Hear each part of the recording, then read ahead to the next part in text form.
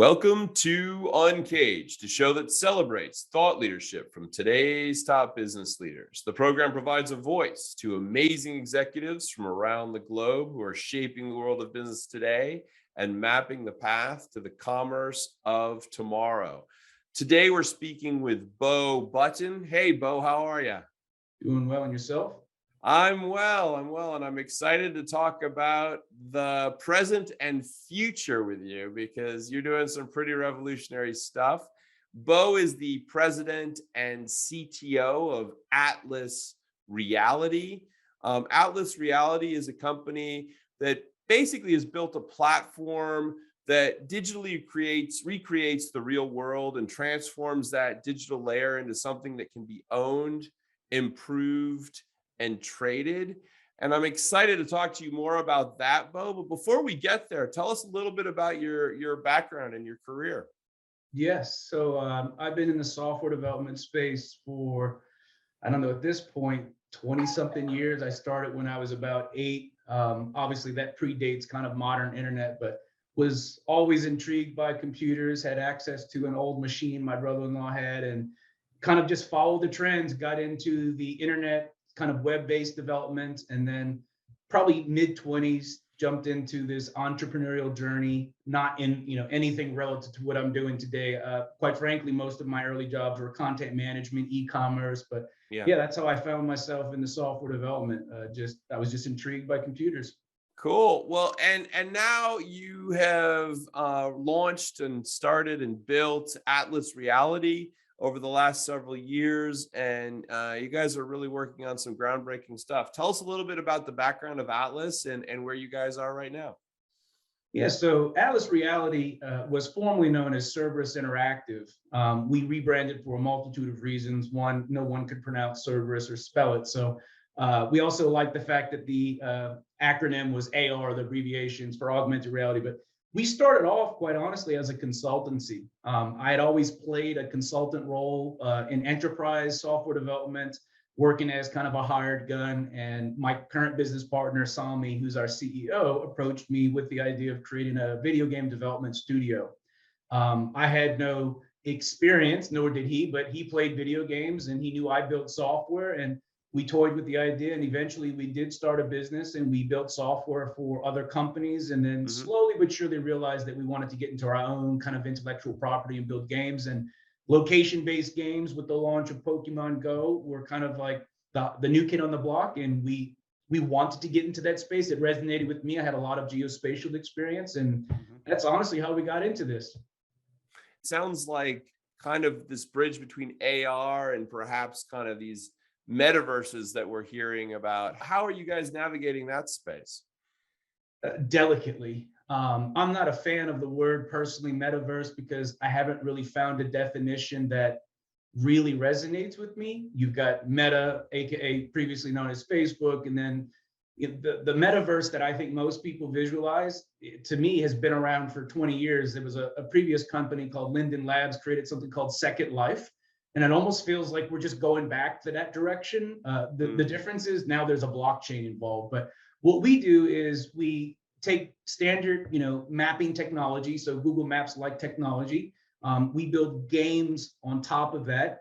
The AR element is we really just augment the map itself by adding things that you can collect and interact with. We are trying to figure out where our position is in this metaverse, but I'm convinced there won't be a single metaverse. So there will be plenty of room for folks like us that are building mobile first experiences off the blockchain that could be considered, part of the metaverse. But yeah, I'm not sure what it's going to be. It's not going to be, in my personal opinion, like Ready Player One, where we all go to the Oasis and we just do everything in there. But we are building something that I think will be part of that. Yeah, I think that your perspective seems to be spot on. As someone who did some work in the early versions of virtual worlds like Second Life, some of the early announcements that we heard about in Web3 and the metaverse work sounded terribly kind of repetitive to and perhaps wrongheaded. And I think you're spot on. The real opportunity is is really what the technology is promising, which is this idea of building almost like a virtual layer on top of our lives that can only support, enhance, and build a much more exciting environment. So I'm going to go with your definition, Beau, because you seem to be going in the right direction. But so much discussion is happening about this stuff right now in the marketplace. What's your perspective on the business trends today, and when we're hearing about metaverse, what we should be kind of grasping onto, what matters and what is just frothy BS?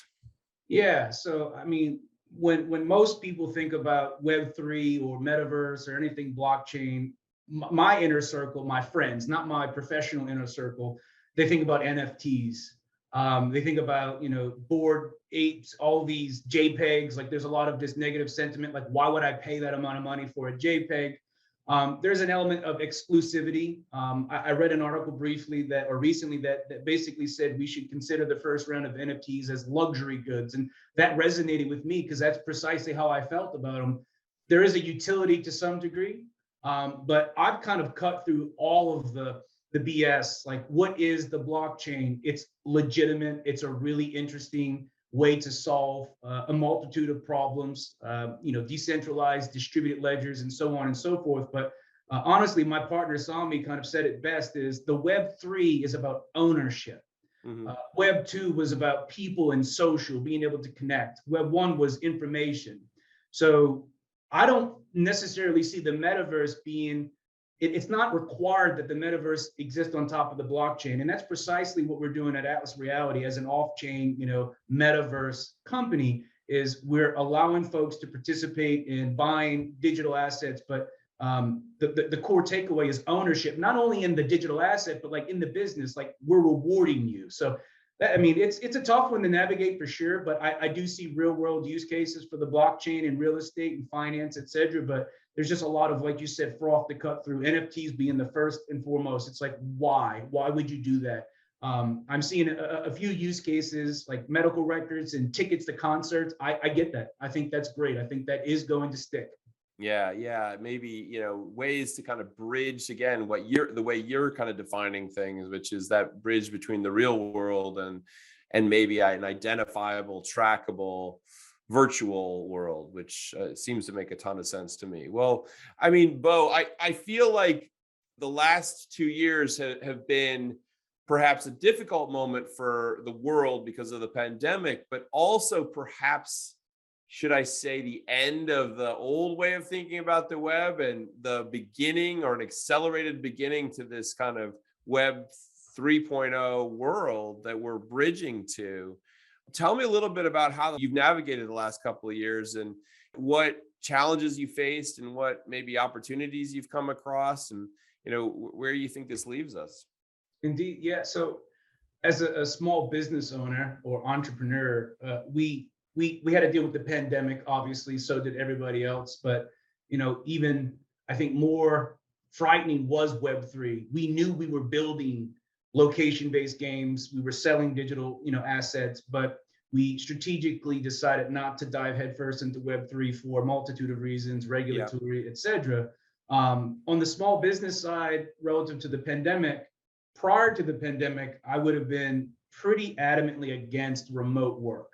As a contractor, I often worked remote, and I knew what type of leeway I had. I'm a procrastinator in sense where I'll spend 4 days thinking about a problem and 1 day fixing it and solving it. Not everybody works that way. It works well for me, but most junior engineers that I've worked with don't work that well. They'll go play PlayStation during their lunch break, forget where they are, what they need to do. But I would say, all in all, we've learned to appreciate remote work. It's actually helped us considerably. We're no longer hiring like hyper local. We're in Austin, Texas. It's a very competitive market. So now I can hire from pretty much anywhere in the world and get access to better candidates, potentially more affordable candidates. So from that, in that respect, I think it's been, good. It has been challenging. We had to close our office. We had a lease that lapsed. Why would I pay for this? But we did right by our employees. We made sure everybody was, healthy and comfortable working from home. On the other side, the Web3, like while we were navigating like how that was going to work, like physically, where were we going to be? Web3 was increasingly just knocking on our door. Like you're building a game, you're selling virtual real estate. Why aren't you on chain? Why aren't you like A, B, or C? Um, and my partner is kind of the, it's not that I'm an unreasonable person. He's very founded, and he appreciates like, hey, let's approach this in a safe manner. And we've worked with a lot of attorneys from the security side of things, and it was very clear that it didn't add a lot of value to our end users, the players. We want to be able to earn money. If they want them to be able to earn money, it Right. would add a lot of value to our business during fundraising, because just adding the word blockchain or crypto or token to your kind of like elevator pitch seems to have quadrupled some companies' valuations. But Yeah. even with all of that being said, we decided to kind of steer clear and navigate it intelligently. And we are very close to bringing some of this functionality on chain, but in a very unique way. So, I mean, all in all, we navigated it. It's been stressful. Our employees obviously dealt with a lot. There was loss of life, there was illnesses, not being able to work. But yeah, I mean, for a small company, I think we navigated it well, but it was a challenge for sure. No, Bo, I think you described it beautifully. I mean, that early phase of, oh, how do I get out of these real estate deals, and going more and more virtual, and then managing, keeping a team focused. I imagine because you have a technical background, I feel that a lot of the folks that have more of that CTO or product development background navigated better in a way, because the reality is that when you're scaling up any type of development, you're using teams overseas or wherever these days. So you kind of have had to be a little bit more virtual. So maybe you guys had a little bit of a step in front of everyone else in that regard.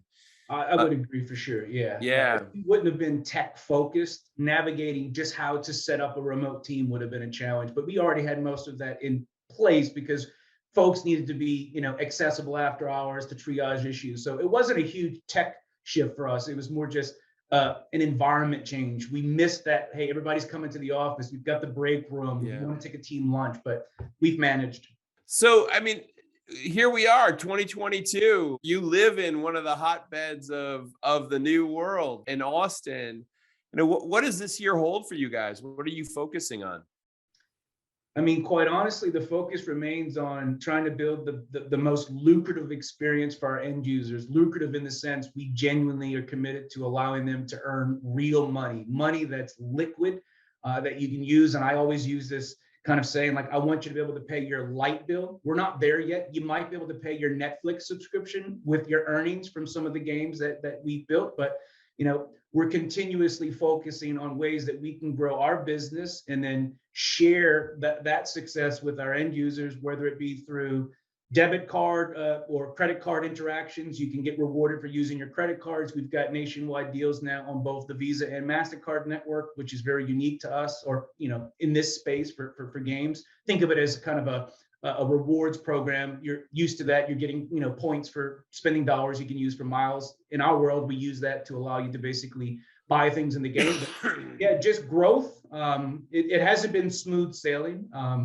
Anybody who's played Atlas Earth knows that we faced our fair share of technical obstacles, but I'm the champion here. I'm the one that, like, I've been here before. We've got a green team for the most part, but we're just navigating it, building and continuously improving. It's a cycle, and just making sure that at the forefront of all that, we keep the customer in mind. That's the goal, is to allow them to earn money. What's that game right now that my kids are obsessed with this? It's the game where they show just like an image from Google Maps, and then people have to guess where it is.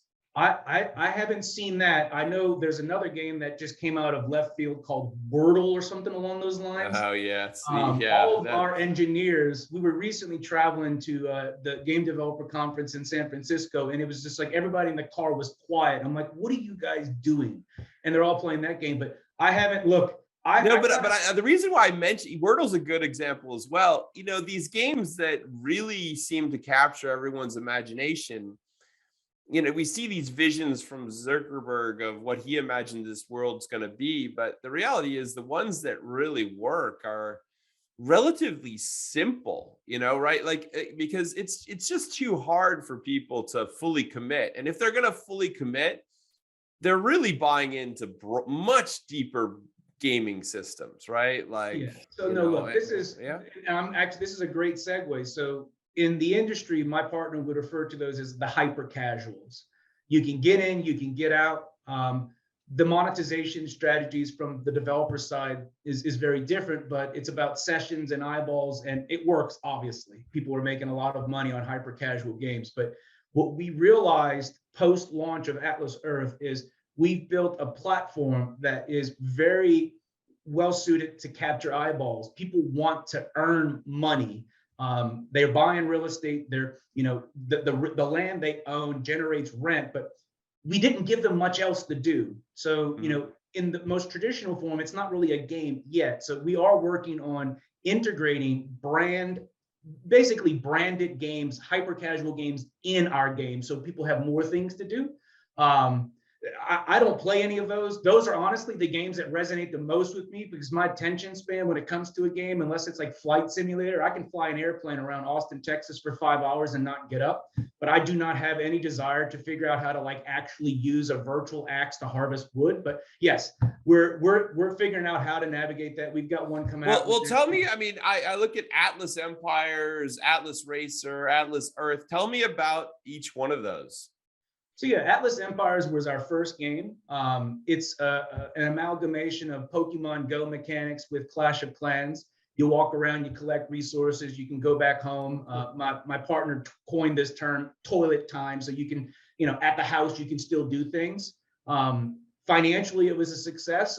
It left a lot to be desired for gameplay, and we're committed to, re-engineering that. Atlas Mhm. Earth is the virtual real estate game that has been wildly successful, in regards to adoption, the retention metrics, etc. Atlas Racer was going to be our third game, but we're cannibalizing it and actually bringing it into Atlas Earth as a mini game, a PvP racing game that will allow our players to do something else to earn Atlas bucks, which is our in-game currency. But yeah, I mean, they're all location based. At the end of the day, the common theme is it's a location based, gaming company. Cool. I love it. Well, I hope you own Atlas Realty, so you can Well, the there's next. actually a company in Austin named Atlas Realty, and I'm actually guilty of accidentally forgetting the letters, and I'm like, that's not our website. But yes, we've got big plans for anything that's location based. So, Bo, if someone wanted to contact you and learn more about what Atlas Reality is working on, where should they find you? I mean, for our gamers, I'm pretty vocal and active on our Discord server. You can go to atlasearth.com, atlasempires.com, Atlas Reality. They all kind of share the same kind of bottom, footer communication. We have a really vibrant Facebook community. Yeah, I mean, and I'm on LinkedIn. So from a professional perspective, if anybody is interested on the biz dev side, there's only two Beau Buttons that I know of in this world, and one of them is my 14-year-old son. So it's just Beau Button on LinkedIn. Add me. Excellent. Well, Bo, it's been amazing to talk with you. I mean, you are working in probably the space that is going to redefine the next 10, 20, 30, 50 years. We've been speaking with Beau Button. He's the president and CTO of Atlas Reality. Atlas Reality is a company that's doing some really kind of profound work, but it's a platform business that digitally recreates the real world and transforms the digital layer into something that can be owned, improved, and traded. They have some great products out in the market now, and sounds like there's some new exciting stuff that's just down the pike. So make sure that you reach out to Beau to learn more about that. Beau, thank you so much for being on Uncaged Day, and we look forward to having you back. Excellent. Thanks, Ben. I appreciate you. Cheers. Take care.